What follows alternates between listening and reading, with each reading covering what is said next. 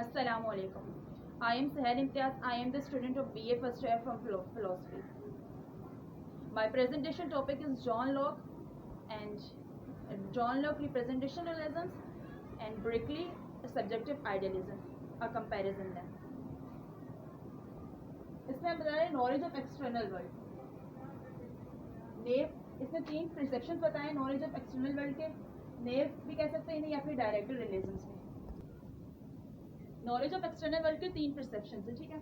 नेव और direct relations. नेव भी कह सकते हैं, नेव रिलेशंस भी या फिर direct relations. Physical object exist and their qualities are perceived directly by the perceivers. इसमें इस फिजिकल ऑब्जेक्ट्स में क्या होता है कि एक्सिस्ट करते हैं बात को, ऑब्जेक्ट जो है वो डायरेक्टली परसीव तक पहुंच जाता है, ठीक है। उसके बाद सेकंड हमारे पास है indirect relations. Physical objects exist and their underlying physical qualities generate perceptions in the mind of the perceivers. इसमें क्या होता है, फिजिकल ऑब्जेक्ट्स में कुछ ऑब्जेक्ट्स होती हैं, कुछ कैरेक्टरिस्टिक्स वो ऑब्जेक्ट में होती हैं और बाकी जो है माइंड या परसेप्शंस जो है माइंड में आगे परसीवर्स तक पहुंच जाती हैं, ठीक। इस तरह हमारे पास सेकंड थर्ड है हमारे पास आइडियलिज्म। आइडियलिज्म में क्या होता है, physical objects are simply perception in the mind of the perceivers. इसमें क्या होता है, ऑब्जेक्ट वगैरह कुछ नहीं होते, सब फेक है। हमारे पास क्या होता है, simply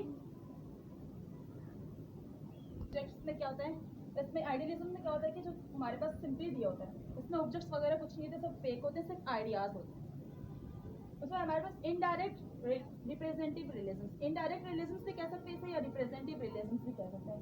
indirect relations the immediate objects of perceptions are mind dependent objects that are called by the representative mind independent objects। Indirect या रिप्रेजेंटेटिव रिलेशंस में क्या होता है, इमीडिएटली ऑब्जेक्ट्स होते हैं, परसेप्शन तक माइंड तक परसेप्शन करते हैं, रिसीवर तक पहुंचते हैं। माइंड डिपेंडेंट का मतलब माइंड डिपेंडेंट ऑब्जेक्टिव और mind independent objects. Mind independent objects means हमारे पास प्राइमरी क्वालिटीज और माइंड डिपेंडेंट ऑब्जेक्ट्स मतलब secondary qualities. Representation relations. Representation realism is a philosophical position that the world we see in conscious experience is not the real world itself, but merely a mature virtual reality. The replica of that world is an internal representation. इससे बता रहे representation relations में बताया जा रहा है कि conscious experience जो है वो रियल वर्ल्ड नहीं है, ठीक है। ये सब एक आइडियाज हैं ऑब्जेक्टिव, ठीक है। जैसे आइडियाज हम ले सकते हैं, आइडियाज और रिलेशंस, ठीक है। इन दोनों के इन बिटवीन जो है वो है रिप्रेजेंटेटिव रिलेशंस, यानी आइडिया भी ले रहे हैं वो, रिलेशंस को भी यूज़ कर रहे हैं और इन्हें मिलाकर वो बन रहा है रिप्रेजेंटेटिव रिलेशन। रिप्रेजेंटेशन रिलेशन में क्या है कि रियल वर्ल्ड में जो है कॉन्शियस एक्सपीरियंस में रियल वर्ल्ड नहीं है, ठीक है।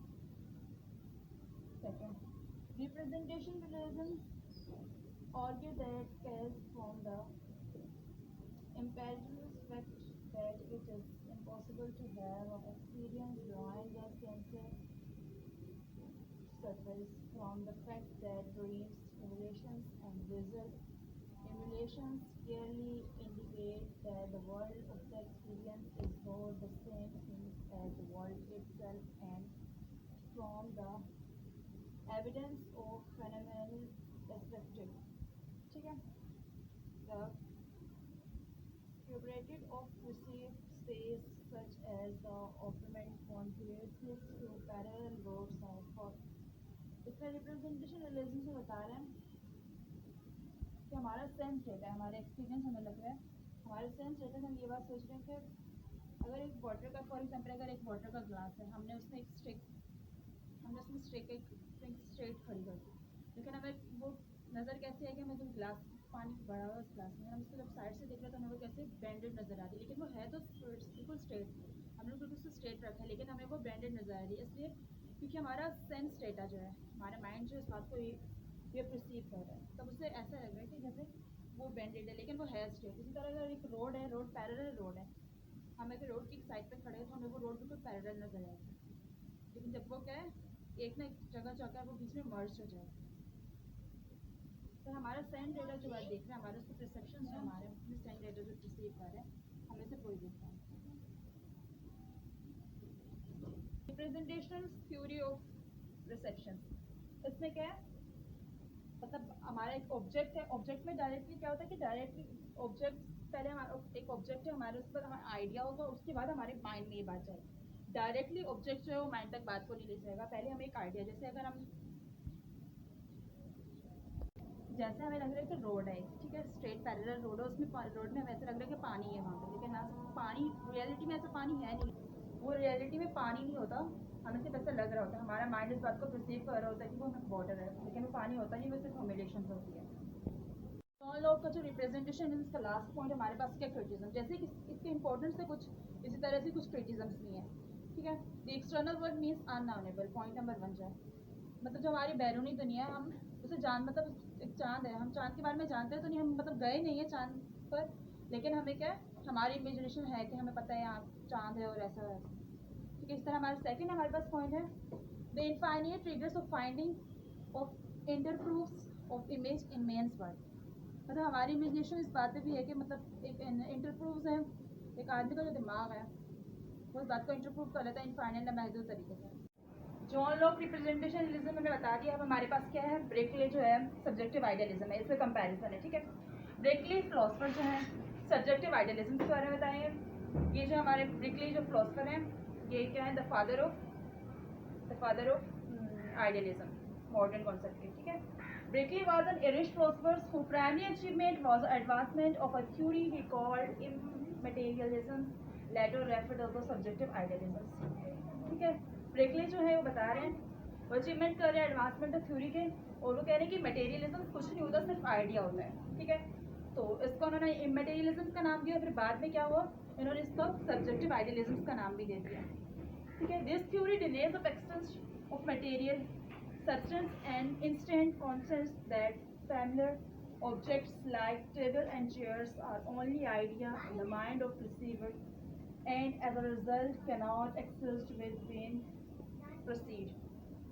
इस थ्योरी में वो डिनाई करें मटेरियल्स को, मटेरियल्स वगैरह ऐसा कुछ नहीं होता, जो हम ऑब्जेक्ट देख रहे हैं उसका मटेरियल फिजिकल ऑब्जेक्ट वगैरह जो हमसे मटेरियल्स वगैरह कुछ नहीं कह सकते, बस हम क्या है, वो एक आइडिया होता है हमारे माइंड में, हमें ये बात पहले से पता होती है। जैसे एक फॉर एग्जाम्पल एक चेयर है, हम उसे चेयर क्यों कह रहे हैं, क्योंकि फिजिकल ऑब्जेक्ट है एक चेयर, और हम उसे चेयर इसलिए कह रहे हैं क्योंकि हमारे माइंड ये बात पहले से परसीव कर रहे हैं, हमारे माइंड में ये बात पहले से है,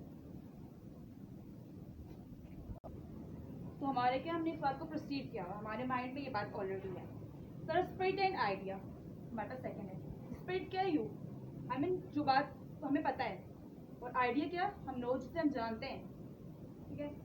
अकॉर्डिंग टू ब्रेकले ने बताया इसके मुताबिक, there are only two kinds of things, spirits and ideas. Spirits are simple actors, being which produce and receive. Idea are passive beings which are produce and receive, ठीक है। दो kinds है इसके, spirit और आइडिया।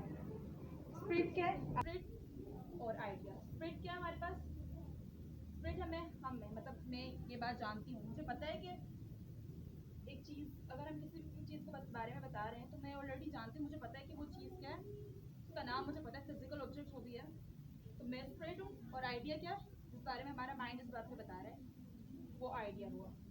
और spirit क्या है, वो एक्टिव है, वो मैं मतलब मुझे ये बात पता है, मैं श्योर इस बात पर। और passive produce as a received, वो चीज़ जिस ऑब्जेक्ट के बारे में बता रही हूँ वो पैसिव है। The use of concept of spirit and idea is central to the Berkeley philosophy, ठीक है। इस कॉन्सेप्ट को, स्पिरिट और आइडिया की जो कॉन्सेप्ट है वो ब्रेकले फिलोसफर जो उन्होंने इस बात को सेंट्रली बताया। As use by him this concept of difficult to translate into modern terminology, और इसके इस कॉन्सेप्ट की क्या है, कुछ difficulties translate in modern terminology, spirit और आइडिया, ठीक है। इस बारे में बता दिया। अब हमारे पास क्या है, His concept of spirit is close to the concept of conscious subject, क्या है, हम जानते हैं, हमारा माइंड इस बात को परसीव कर रहा है, the conscious subject to man, ठीक, or of mind that an existence of matter as a metaphysical substance but did not deny to existence of physical objects such as apple or mountain, ठीक। हम मुझे पता है, मैं इस बारे में जानती हूँ, तो इस वजह से मैं कॉन्शियस सब्जेक्ट हूँ, और हमारा माइंड इस बात को परसीव कर रहा है, तो एक्सटेंसिव मेटाफिजिकल सब्जेक्ट है, ठीक है। और इसी तरह जो फिजिकल ऑब्जेक्ट है, एप्पल या माउंटेन, ठीक, ये फिजिकल ऑब्जेक्ट है, ये डिनाई नहीं कर रहे। क्यों नहीं कर रहे? क्योंकि ये फिजिकल ऑब्जेक्ट्स हैं, एप्पल और माउंटेन, इसी वजह से ये इस बात को एक्सेस नहीं कर रहे और डिनाई भी नहीं हो रहा। Theory of knowledge. Theory of knowledge क्या है? All knowledge comes from perceptions. What are the perceived and idea, not things themselves. A thing itself might be outside experience. So the world only consists of idea and minds that perceive these ideas. A thing only exists so far as it perceives or it is perceived. So this we can see that conscience is concerned some things that exist to Berkeley due to its perceivers. The theory is Berkeley presentationalism record idea and directly present before us and it's only idea that we know.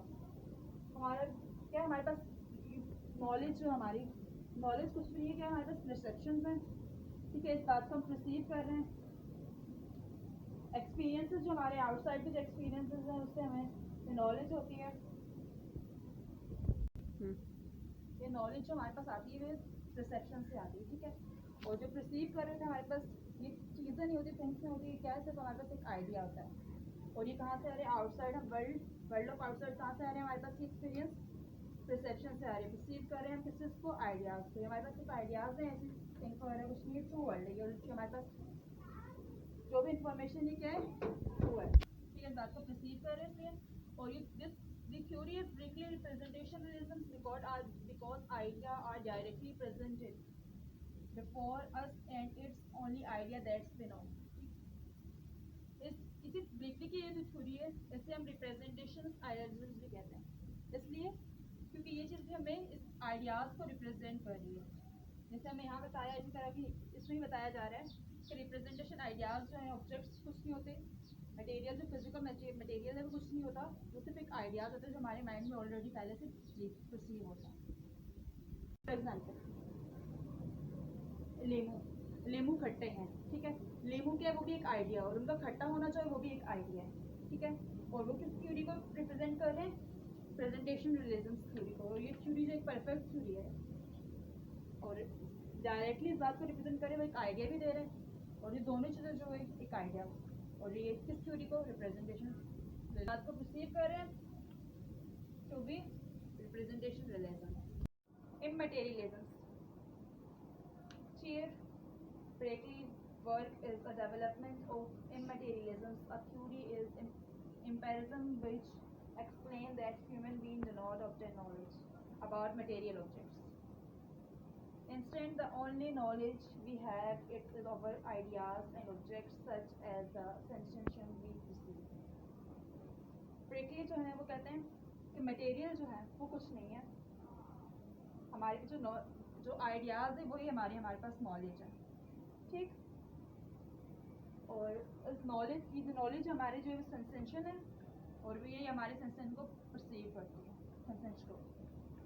और ideas जो हैं ये हमारे जो knowledge के through हमारे material से जो हम मिलते हैं, इसे हम नॉलेज कहते हैं।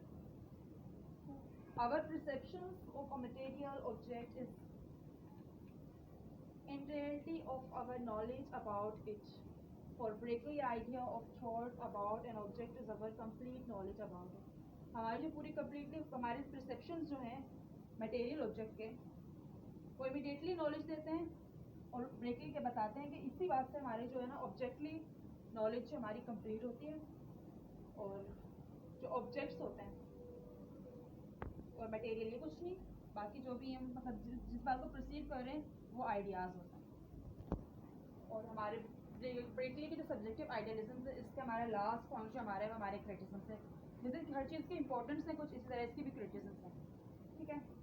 हमारे पास है ह्यूमिलिएशंस, स्पॉइलिज्म, जैसे ही सब्जेक्टिव आइडियलिज्म जो है बिल्कुल परफेक्ट,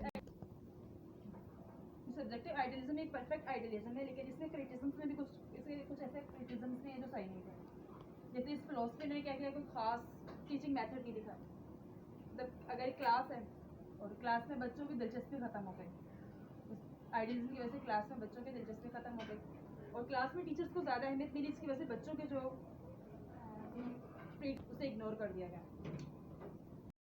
पहले हमने जॉन लॉक रिप्रेजेंटेशनिज्म के बारे में बताया, फिर उसके बाद strictly subjective idealism. John Locke representation idealism में जो बताया में जो उसका कंपैरिजन था वो था कि इसमें ऑब्जेक्ट्स के बारे में बताया जाता है कि जो आइडियाज़ मतलब जो ऑब्जेक्ट हैं उसको तो माइंड हमारा माइंड इस बात को परसीव करे उस ऑब्जेक्ट को कि हम उस ऑब्जेक्ट्स के बारे में पहले से जानते हैं, ठीक है। और इसमें क्या है, इसमें मटेरियलिज्म को बता रहे हैं कि मटेरियलिज्म जो है कुछ नहीं है, सिर्फ आइडियाज़ हैं।